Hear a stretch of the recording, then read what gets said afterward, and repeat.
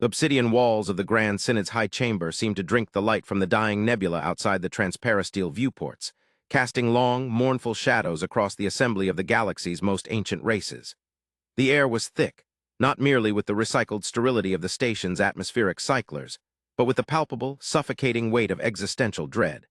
It was a silence that screamed, a heavy velvet shroud that muffled the usual pomp and grandeur of the galactic concordat.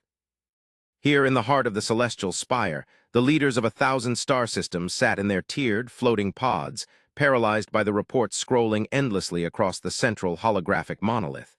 The data was not just bad, it was a eulogy for their civilization. The threat, a nameless, devouring voidentity known only as the Pale Tide, had breached the inner rim defenses. Entire armadas, ships of gold and light built with the wisdom of 10,000 years, had been extinguished like candles in a hurricane. There was no debris, no salvage, only the cold emptiness where vibrant worlds had once spun. High Archon Vales of the Ethelgard stood, his tall, slender form radiating a dim, flickering bioluminescence that betrayed his inner terror. The Ethelgard were beings of grace, masters of psionic art and energy manipulation, considered the shepherds of the younger races. But now, Vales's hands trembled as they gripped the railing of his podium. He looked out at the assembly, the chitinous, war-bred crawl, the fluid aquatic hydrants suspended in their anti-gravity tanks, the crystalline lithivores who vibrated with low-frequency sorrow. They all looked to him for salvation, for a strategy that did not exist. The Archon's voice, usually a melodic hum that resonated in the minds of his listeners, was brittle, cracking under the strain of a reality he refused to accept. The logic of the universe, the hierarchy of the civilized cosmos, was dissolving before their eyes. They were the masters of the stars, the enlightened ones, yet they were being unmade by a force that defied their understanding of physics, a force that consumed energy and matter with a hunger that felt almost malicious in its silence. Vales closed his 4 eyes, the mental anguish projecting a wave of static across the chamber.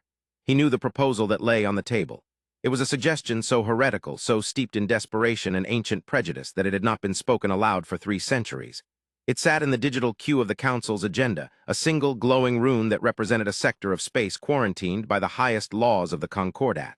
The silence, the void sector, the cage of the Deathworlders. To speak their name was to invoke a history of violence and resilience that the refined sensibilities of the Concordat found repulsive. But the Pale Tide was not impressed by refinement. The Tide did not care for poetry or high culture or the delicate interplay of diplomatic nuance. The Tide understood only consumption, and the Concordat, for all its beauty, was merely food. General Korth of the Krull Empire broke the silence, his voice a grinding tectonic rumble that vibrated through the floor plates. He did not stand. His massive armored bulk was too weary. His carapace was scarred from 100 battles, but his eyes were haunted by the memory of the last engagement at the Orion Gate. He had watched his finest legions dissolve into gray dust. He slammed a heavy fist onto his console, the sound echoing like a gunshot in the quiet hall. He demanded that the Archon look at the reality of their extinction. He spoke of the failing shields, the weapons that passed harmlessly through the Tide's spectral forms, the psychological breakage of his soldiers who simply lay down and died when the Tide whispered into their minds. Korth argued that they had no choice. They had exhausted every strategy, every weapon, every prayer to their ancestors. There was only one weapon left in the galaxy, a weapon they had locked away because it was too sharp, too heavy, and too frightening to wield. The debate that followed was a slow, agonizing unraveling of pride. The Hydran representative bubbled with dissent, their translation matrix speaking of the risk, the potential for blowback, the moral stain of unleashing such a primitive force. They argued that the Deathworlders, the humans, were unpredictable, that their biology was an affront to the delicate balance of life, that their history was a tapestry of self-destruction and reckless endurance. How could they invite such chaos into the heart of the Concordat? How could they trust a species that evolved on a world with crushing gravity, erratic tectonic activity, and a star that bombarded them with lethal radiation? A species that breathed a corrosive mixture of nitrogen and oxygen, that consumed the flesh of other beasts, that had survived ice ages and volcanic winters through sheer stubborn. In refusal to die, the humans were not like them. They were dense, solid, heavy things devoid of the subtle psychic sensitivities that connected the Concordat races. They were blind to the song of the universe, deaf to the mental lattice. They were alone. Valles listened to the arguments, the fear warring with the arrogance. He remembered the last time humanity had been seen. It was during the Terran isolation, a period when the Concordat had politely but firmly blockaded the Sol system, deeming the humans too dangerous, too culturally abrasive to be part of the galactic community. The humans had not fought back. They had simply withdrawn. They had turned their ships inward, back to their harsh rock, and gone silent. There had been no threats, no posturing, just a quiet acceptance that unsettled the High Archon more than any declaration of war. It was the calmness of a predator retreating to its den, not out of fear but out of patience. And now the Concordat was the prey, and they were knocking on the predator's door, begging for help. The vote was cast in a somber, heavy atmosphere. There were no cheers, no sighs of relief. As the holographic tally shifted, turning from the crimson of rejection to the pale blue of acceptance, a collective shudder went through the assembly. The decision was made. The distress signal, a specific frequency encoded with the ancient diplomatic protocols of the First Contact War, was prepared. It was a frequency that had not been monitored in generations, aimed at a sector of space that appeared black on all star charts. Valles hesitated before authorizing the transmission. He felt a profound sense of failure, a realization that the golden age of the Concordat was over. By inviting the humans back, they were admitting that their philosophy, their science, and their enlightenment were insufficient. They were admitting that the universe was a dark, violent place, and that sometimes you needed a monster to fight the dark. The signal was sent. It pierced the void, a concentrated burst of tachyonic energy screaming across light years, carrying with it the coordinates of the celestial spire and a single, simple message. We are dying. We require assistance. Time in the chamber seemed to stretch and distort. The assembly waited. Minutes turned into hours. The council members shifted uncomfortably, checking their sensor displays, whispering to their aides. Had the humans perished in their isolation? Had they destroyed themselves, as so many predicted they would? Or were they simply ignoring the call, laughing in their gravity wells at the plight of the soft, weak aliens who had spurned them? The doubt began to creep in, fueling the fear. Perhaps there was no help coming. Perhaps they were truly alone against the pale tide. The silence of the void was deafening, a mirror to their own hopelessness. Then the sensors screamed. It was not a gradual approach. There was no warp signature warning, no gradual deceleration from hyperspace. One moment the space outside the celestial spire was empty, save for the distant stars and the encroaching shadow of the tide. The next moment reality seemed to tear open. A gravitational shockwave slammed into the station, rattling the teeth of every being on board, knocking the delicate hydrants against the walls of their tanks. Alarms blared, red lights pulsing in rhythm with the terrified heartbeats of the council. Through the viewports, the fabric of space buckled and twisted, bleeding exotic particles. And then they emerged. They were not the sleek, elegant vessels of the Concordat, designed for aesthetics and efficiency. These were mountains of metal, brutalist, angular, scarred, and ugly. They were ships built not to ride the waves of spacetime, but to crush them. Their hulls were matte black, absorbing all light, marked only by the harsh, utilitarian white lettering of their identification codes. They bristled with kinetic weaponry, mass drivers the size of skyscrapers, and thick, ablative armor plates that looked like they had been ripped from the crust of a planet. There were no energy shields shimmering around them, just layers upon layers of density. They hung in the void like monolithic tombstones, dwarfing the spire. The sheer mass of the human fleet disturbed the station's orbit, forcing the thrusters to fire continuously just to maintain position. A communication channel opened. There was no static, no interference. The signal was crystal clear, overriding the council's audio systems with a dominant, encrypted authority. The screen in the center of the chamber flickered and resolved into an image. It was not a grand leader in ceremonial robes. It was a bridge dark and lit by the red glow of tactical displays. In the center sat a figure, strapped into a heavy crash couch that looked more like a torture device than a command chair. The human was encased in a pressurized suit, the helmet removed to reveal a face that looked carved from GR. Annette, gray hair cut short, pale skin etched with the lines of high-gravity living, eyes that were dark, flat, and completely unreadable. "This is Admiral Valerius of the Terran Solarity," the human said. His voice was deep, a low baritone that lacked the melodic modulation of the alien languages. It was a flat, efficient sound. "We received your distress call. We have marched." Valles swallowed, his throat dry. He stepped forward, trying to summon the dignity of his station. "Admiral, we are..." Grateful, the threat we face is. We know what the threat is, Valerius interrupted, his gaze shifting to a datapad in his hand. Class 4 entropy incursion, you call it the pale tide. We have tracked its movement for 3 cycles. You have lost 12 systems. You have 60 standard hours before the spire is breached. The bluntness of the statement stunned the council. They had spent weeks debating the nature of the threat, philosophizing about its origin. The humans had seemingly analyzed it, categorized it, and calculated a deadline without speaking a word to anyone. Yes, Valey stammered. Our weapons are ineffective, our shields crumble, we do not know how to stop it. Your weapons are energy-based, Valerius stated, as if explaining gravity to a child. Light, plasma, psionic projection. The tide feeds on energy. You are feeding the fire you are trying to extinguish. Then what do we do? General Korth roared, his frustration boiling over. If energy fails, what is left? Sticks and stones. Valerius looked at the Crawl general, and for a fleeting second, something like a grim smile touched his lips. Essentially, General, physics, mass velocity. The tide cannot consume a tungsten rod moving at a fraction of light speed. It cannot eat a kinetic impact that shatters the molecular bonds of its physical anchors. The human admiral leaned forward, the camera zooming slightly to capture the intensity of his stare. We are docking. My delegation will descend to your council to coordinate the defense. Prepare your atmosphere. We run a standard mix, but our gravity requirements are different. Do not adjust your artificial gravity for us. We will bring our own suits. And Archon. Yes, Valey's whispered. Clear the path, Valerius said. We do not have time for ceremony. The transmission cut. The screen went black. The council was left in stunned silence, processing the interaction. The humans were not cowering. They were not angry. They were simply operational. They treated the apocalypse like a logistical problem to be solved. When the human delegation arrived at the airlock of the Grand Chamber, the sound of their boots on the deck plates heralded them long before the doors opened. It was a heavy, rhythmic thudding, the sound of immense weight impacting metal. The doors hissed open, and the humans entered. There were 6 of them. They wore powered exoskeleton armor, bulky and industrial, painted in drab grays and greens. The servos whined softly with every movement, assisting their muscles against the, to them, negligible gravity of the station.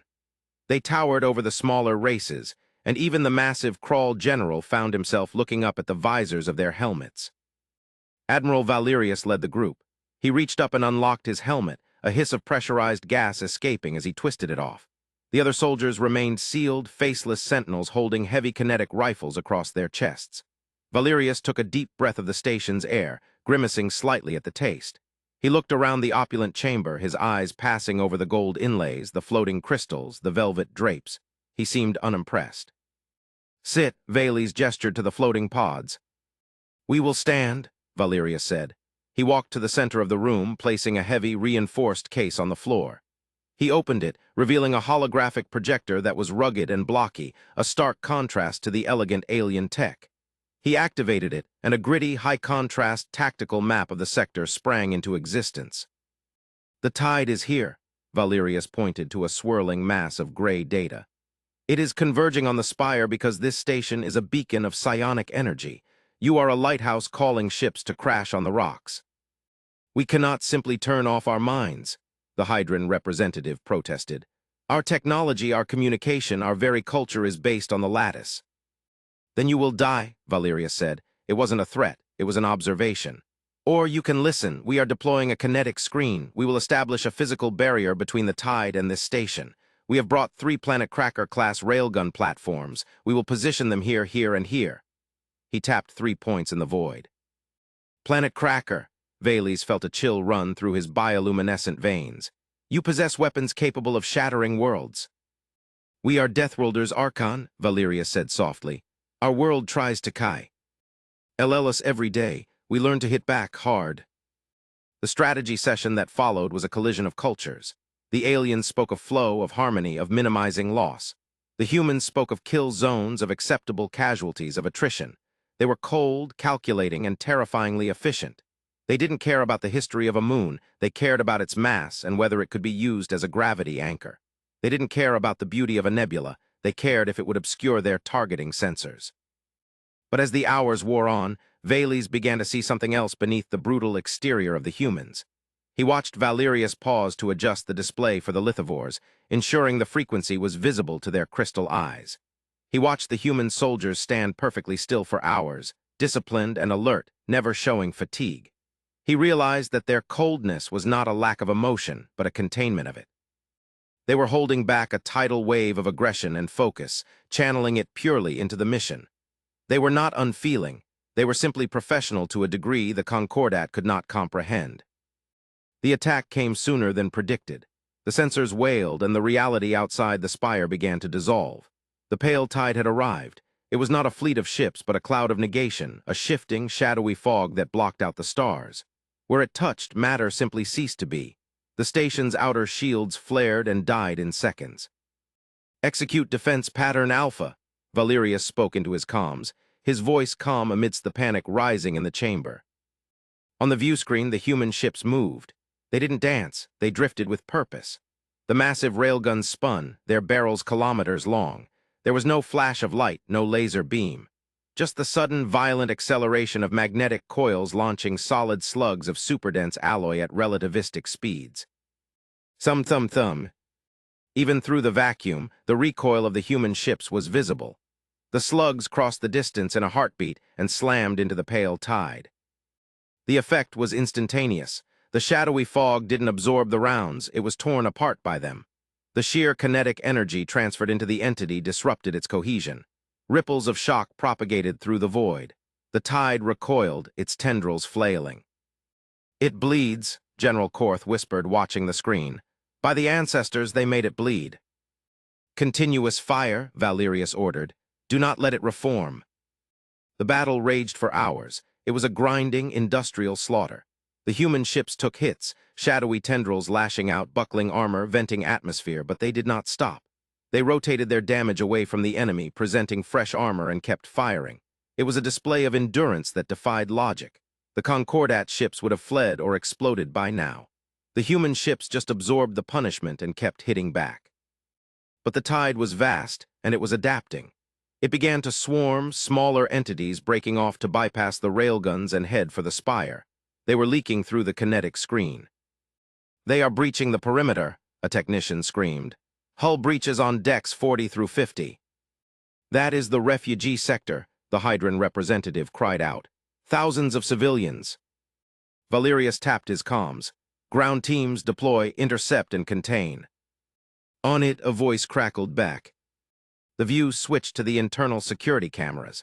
The corridors of the spire were filled with smoke and panic. Alien civilians ran screaming as shadowy forms seeped through the walls, freezing the air and draining the life from anyone they touched. Then the heavy blast doors at the end of the corridor slammed open. A squad of human marines stormed in. They weren't running, they were marching, heavy, thudding steps. They carried flak cannons and rotary shotguns. "Clear the lane," the lead marine shouted, his voice amplified. The aliens scrambled aside. The humans opened fire, not with lasers but with lead. Thousands of rounds per minute filled the corridor. The physical impact of the bullets shredded the semi-corporeal forms of the tide. The entities shrieked, a sound felt more than heard, and dissolved. One marine, a hulking figure in scarred armor, stepped in front of a group of cowering lithivore children. A tide entity lunged, a spear of darkness aiming for the fragile crystals. The marine dropped his weapon and caught the entity. He caught it. His gauntlets sizzled, frost forming on his armor, alarms screaming in his suit. But he held the darkness back, grappling with the void itself. "Go," he roared to the children. "Move." He held the line until his shield capacitor blew, throwing him backward. Another marine stepped up, firing a point-blank shotgun blast that dissipated the shadow. The first marine scrambled up, armor smoking, and grabbed his rifle. No hesitation, no checking for wounds. He just got back in the fight. Eli's watched this from the high chamber, his heart's pounding. He saw the humans throwing their bodies between the darkness and the civilians. He saw them taking hits that would kill a crawl warrior, shaking them off and advancing. They were unstoppable. They were inevitable. "Why?" Vales asked, looking at Valerius. "Why do you fight like this? You sacrifice yourselves for strangers who exiled you." Valerius didn't look up from the tactical map. "Because we are the only ones who can. You have light archon, you have art and philosophy and mind songs. We don't have those things. We have gravity, we have stubbornness. We have the ability to endure pain. He looked up then, meeting the alien's gaze. We protect the light because we know what it's like to live in the dark. The battle reached its climax. The main body of the pale tide, realizing it could not break the railgun line, began to condense. It was forming a singularity, a point of infinite density to swallow the spire whole. It's going critical, Valeria said. It's trying to collapse the local star's gravity well. We are lost, Korth slumped. We cannot stop a singularity. We can, Valeria said. He keyed a specific channel. Command to UNS Atlas. Initiate the Crossby maneuver. Admiral, a voice came back, hesitant. That's a one-way trip. The drive core won't survive the shear. I know, Valeria said softly. Do it. On the screen, the largest of the human ships, a dreadnought the size of a city, broke formation. It fired its engines to maximum, burning fuel at a rate that turned its exhaust into a pillar of fire. It drove straight into the center of the condensing tide. What are they doing? Valles gasped. Delivering the payload, Valeria said. The Atlas didn't fire its weapons. It engaged its warp drive not to travel but to detonate. It activated the drive inside the gravity well of the tide. The result was a tear in physics. The warp bubble expanded, clashing with the tide's singularity. Space screamed. A blinding flash of white light, pure, chaotic energy, engulfed the enemy. The shockwave hit the spire, knocking everyone to the floor. When the sensors cleared, the Atlas was gone. The pale tide was gone. There was only a drifting cloud of harmless gas and the silence of the void. The chamber was quiet for a long time. The realization of the sacrifice hung heavy in the air. A crew of thousands. A ship that was a marvel of engineering. Gone in a second to save a council that had despised them. Valeria stood still, his head bowed for a moment. Then he straightened up. Target neutralized, sector is clear. The aftermath was a blur of activity, but the tone had changed. The aliens looked at the humans not with fear, but with a terrifying awe. They walked through the corridors of the spire, and the crowds parted, bowing low. The humans ignored the reverence, focusing on repairing hull breaches and treating the wounded. In the days that followed, the diplomatic landscape of the galaxy shifted. The blockade of the Sol system was lifted immediately, but the humans didn't rush out to colonize. They didn't demand territory or tribute. They simply began to repair their ships, preparing to return to the silence. Valles found Valerius on the observation deck, looking out at the stars. The human admiral was out of his armor, wearing a simple gray uniform. He looked older, tired. You are leaving? Valles asked. Our work is done here, Valeria said. We are not diplomats, Archon. We are soldiers. Peace makes us restless. But you could lead us, Valles said, and he meant it. Your strength, your clarity, the galaxy needs that. Valerius shook his head. You don't want us leading you. We are Deathworlders. We solve problems by breaking them. You need to build, keep your art, your philosophy. That is what makes the galaxy worth saving. There is something I must ask, Valles said, stepping closer. The tide. It felt familiar to you. You reacted not with surprise, but with recognition. Valerius went silent. He looked deep into the nebula. The pale tide isn't an invader, Archon, Valerius said quietly. It's a predator, but it's also prey. It was running. Valles felt the cold grip of terror return. Running from what? Valerius turned, his dark eyes locking onto the luminous alien. From us, or rather from what we used to be. The reveal hung in the air, heavy and suffocating. Long ago, Valerius continued, before we were the Terran Solarity, before we were exiles, we were the expansive ones. We reached too far. We woke things up in the dark. The tide is a scavenger that follows the wake of a Type 3 civilization. It thought this galaxy was weak prey. It didn't know the descendants of the Apex were hiding here. You, Valles stumbled back. You created them. No, Valeria said. We hunted them, and we are still hunting them. The signal you sent, it didn't just call us to save you, it woke up the rest of the fleet. Valerius Poe hinted out the viewport. Far in the distance, at the edge of the sensor range, space was shimmering. Not one ship, not 10, but thousands. A fleet of such magnitude that it blocked the starlight. The galaxy trembled, Valerius quoted the old prophecy, a sad smile on his face. Not because of the monsters, but because the monsters were afraid of what was coming to kill them.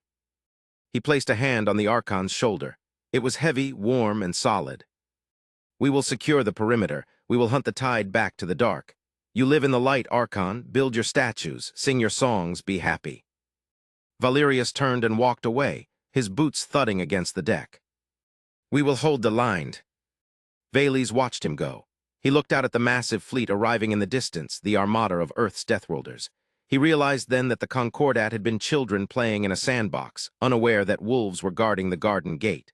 The fear was gone, replaced by a profound, melancholy gratitude. The galaxy was safe, but it would never be the same. The giants had returned, and they were marching into the dark so that the others wouldn't have to. The Archon pressed his hand against the glass, watching the black ships eclipse the stars. He whispered a prayer not to the old gods, but to the terrors of Terra. "March on," he whispered, "march on.